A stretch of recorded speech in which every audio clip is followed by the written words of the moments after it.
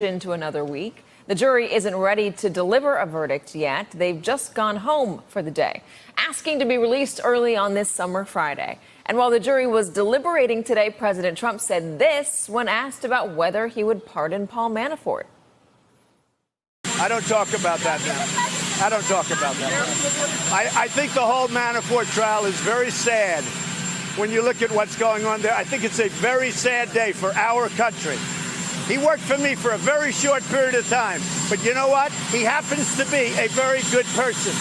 A very good person who is facing 18 counts of tax and bank fraud and could spend the rest of his life in jail if the jury convicts him. Joining us now, NBC News national security and justice reporter Julia Ainsley from outside the courthouse, along with Chuck Rosenberg, MSNBC contributor and former U.S. attorney and senior FBI official. So, Julia, even though today ended a bit early, it was still a pretty interesting day. The jury asked to go home early, and then the judge announced that not only or that he is getting death threats, and he's concerned about the well-being of the jurors as well. That's right, Katie. So right now we're in a weekend recess. They'll come back at 9:30 on Monday to continue these deliberations. What's clear so far is that this is a jury that wants to take its time. It's a complicated case. It's not like it's a case of a smoking gun and someone being in one place at one time. This is more complicated when it comes to tax and bank fraud. They have 18 counts. Some are conspiracy to commit a crime. Some is committing the crime itself. And by the questions they asked yesterday, particularly about the requirements for filing on foreign bank accounts, it's clear they want to be really careful. They also have mountains of documents, even more evidence than we saw during the trial, so that's a lot to go through. We saw some people coming out for periodic breaks, but for the most part, they stayed inside all day going over this. So it would make sense they would want to break. They need to break for the weekend. It seems one juror had an event they had to get to, so they left by 5 today. And now we, are hearing that the judge is having threats. I'm not sure if they're death threats, of what kind they are, but definitely threats to his security. He has a U.S. Marshal in the courtroom now who apparently escorts him around to secure his safety. And it's for that reason, Katie, that he does not want to reveal the names of the jurors even after the verdict comes. He wants to protect them because he says he's been surprised by the level of attention this case has gotten. Julia Ainsley. Julia, thank you very much. Chuck, let's get into this a little bit more. When you're hearing that the jury seems to be taking its time in this case, if you're a prosecutor, are you nervous? No. Prosecutors took their time to lay out a methodical case. The jury is taking its time to review the methodical case they laid out. And one of the questions they asked the other day struck me as really interesting along those lines, Katie. They wanted the judge to tell them of that big stack of exhibits they had, which counts did they pertain to? And the judge, of course, said, I can't do that. You have to do that. And so they're going to match exhibits to counts in the indictment and try to make sense of it. They're taking their time to get it right. Harry Littman was on with us yesterday, and he said there's zero chance of an acquittal. Would you agree with him? There's zero chance that I will flap my arms and fly home. There is a non-zero chance of an acquittal. I think it's very likely that they will convict. I'd be surprised if they didn't, but I would hate to ascribe a zero chance to that. I know you don't get into the politics of this all, but if they do come back with an acquittal or if there's a hung jury, what are you worried it could do to the entire special counsel investigation? So legally, nothing. Legally, it will continue as it should because that investigation is predicated on facts and law, and those don't change by virtue of an acquittal. Politically, small p politically, it matters a lot that the prosecutors win their first public trial. I'm sure they're feeling the pressure. I'm sure that they want to bring home what they believe is a just and guilty verdict. But facts and law don't change. The president today said he wouldn't talk about pardoning Manafort, but he did make a point of calling him a good guy and said it was a sad day for this country that he was on trial. In the same sentence that he said he would not talk about Manafort, he talked about Manafort, and that seems kind of odd. Was he signaling to Manafort? Possibly. I mean, it's clear to everybody involved that the president has that authority. If you're his defense lawyer, Manafort's defense lawyer, and you're hearing that, are you thinking, hey, this could be something we can hold out hope for? Sure. You always hold out hope, I gather. I'm sure they're also holding out hope for an acquittal.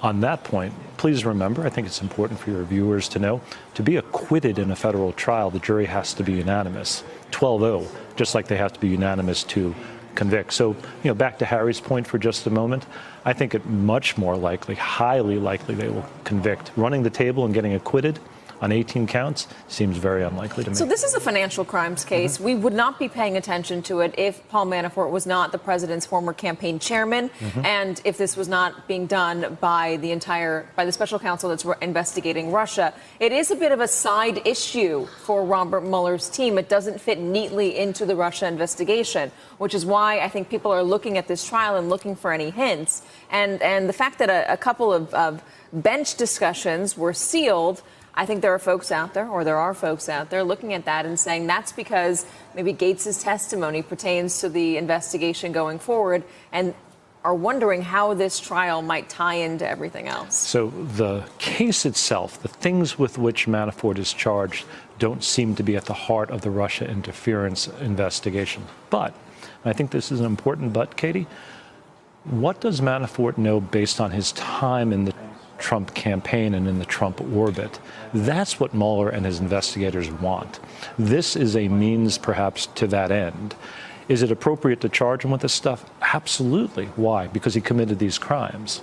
How do we know that? Well, I mean, the documentary evidence is pretty strong, but they want something else. Are prosecutors trying to turn him to get him to talk? Look, prosecutors are trying to turn anybody who has truthful information that will further an investigation. So I hate to turn that question on you, but if he has truthful information that will help the investigation, you bet they are. We're not even sure that they are trying to turn him, though. I mean, it could just be that they're trying to... They could just be trying to convict him. Yeah. And it could be that he has no information about anyone else, but that strikes me as unlikely. Paul Manafort, when he took the job, there has been, coming out in this court trial, evidence that he had financial problems. He was late on his payments to American Express. There's talk about the money he owed Oleg Deripaska, the Russian oligarch, when he took on the Trump campaign job and didn't take any money for that job. I know we've talked about this before, but it does seem like it's something that would be, if I were a federal prosecutor, and I'm not, but if I were a federal prosecutor, would make my ears perk up. I'd want to know more about that. Well, you'd be a good federal prosecutor, and they absolutely want to know more. And I am certain that if they convict him, they will try to still get him to cooperate. Look, we're willing as prosecutors to take cooperation at many different stages. Ideally, it's much, much earlier than this. But if after a conviction, and I believe there will be one, at least on some large number of counts, he's willing to cooperate, would the prosecutors take it? You bet. Chuck Rosenberg. Chuck, it's so great to have you. Thanks for sticking around with us today. We appreciate it. It's a pleasure, Katie. Enjoy your weekend. Hello, YouTubers. If you're watching this, it means you've checked out our channel, so thank you. Now do me a favor, subscribe by clicking on that button down there. Click on any of the videos to watch the latest interviews and highlights from MTP Daily and MSNBC. You can get more Beat the Press content every morning in the First Read newsletter. If you're tired of content that you don't know anything about where it came from, you don't have to have that problem with us. NBC News, MSNBC, MTP, and the Meet the Press mindset right here for you on YouTube. Subscribe now. Tonight, Donald Trump faces mounting legal and political pressure. A federal jury will take this weekend off before resuming these deliberations on the fate of his campaign manager, Paul Manafort. And Bob Mueller now tonight recommending jail time for former Trump aide George Papadopoulos. That's on the legal side. On the political side, new warnings that Republicans not only trail Democrats by 6 points in polling over who could win the midterms, but a blue wave could mark the effective end of the Trump presidency. Now, that may be motivating for many liberal voters, but Republican leaders are also mobilizing right now. Take this new video that's aiming to rile up conservative turnout by arguing this is now a war for the Trump presidency. It comes from a new multi-million-dollar campaign by former Trump campaign chair and advisor Steve Bannon, returning from exile to help congressional Republicans, whether they want his help or not. Now, Bannon is, as we all know, one of the most controversial figures in U.S. politics for many reasons, but it can be hard to see what's happening in the midterms without seeing what he's up to. Now, people can't decide what to do about developments in our politics if what's happening is not exposed or not known or not confronted.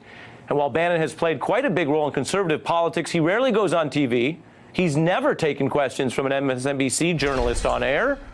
And that changes tonight. We are about to air my new interview with Bannon, plus independent analysis, adversarial reaction, and fact-checking from our panel of journalists and political analysts who are with me live.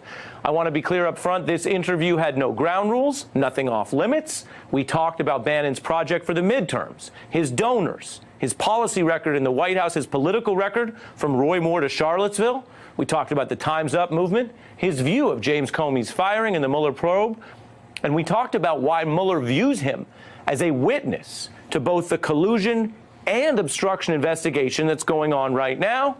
Bannon also recounts the first time he and Mueller ever spoke at the doorway to Donald Trump's Oval Office. Here is part of our discussion, starting with the midterms. Let's start with the midterms. If they were held today, who do you think would win the House? I think if they're held today, we'd have a tough time holding the House. I really do. I think it could be north of 25, maybe 30 seats, maybe north of that. There's people that are projecting today it could be 45 or 50 seats. I believe by November 6th, we're going to win this. I think all this takes is people on our side of the football focusing on what has to happen. This is an up or down vote on President Trump. You know, this election is going to come as a referendum on him. He permeates the entire political culture. And I think those that are around him are telling him that, hey, it's okay to lose the House. You can work with the Democrats and you can run against a Democratic House in 2020. It's bad advice.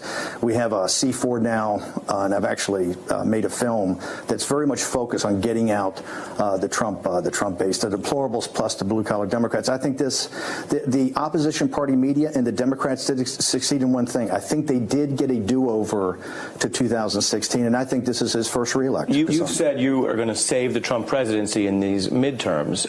Does he know that he needs you to save him? Well, I don't think the quote was we're going to save him. What we're trying to do is actually get this message focused. The message is about President Trump. It's about a referendum on President Trump. To me, it's an up or down vote.